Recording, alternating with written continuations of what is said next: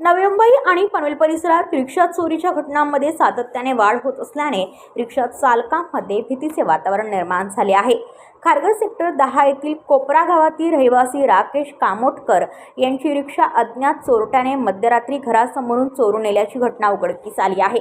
विशेष म्हणजे ही संपूर्ण घटना परिसरातील सीसीटीव्ही कॅमेऱ्यात कैद झाली असून त्यामध्ये एक तरुण रिक्षा चोरी करताना स्पष्टपणे दिसत आहे। मिळालेल्या माहितीनुसार राकेश कामोटकर यांनी नेहमीप्रमाणे आपली रिक्षा घरासमोर पार्क करून ठेवली होती। मात्र मध्यरात्रीच्या सुमारास अज्ञात चोरट्याने संधी साधून रिक्षा पळवून नेली।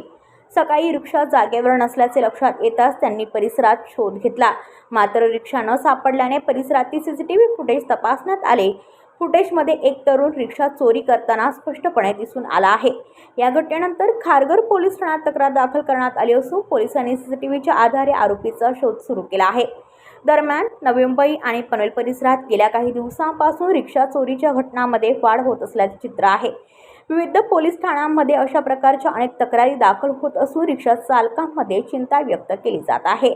पोलिसांनी गस्त वाढवून अशा चोरट्यांवर कठोर कारवाई करावी अशी मागणी रिक्षा चालक आणि नागरिकांकडून केली जात आहे। ब्युरो रिपोर्ट पनवेल वार्ता न्यूज। आपल्या परिसरातील बातम्या आमच्यापर्यंत पोहोचवण्यासाठी स्क्रीनवर दिलेल्या क्रमांकावर संपर्क साधू शकता। दूरध्वनी क्रमांक 8652414343।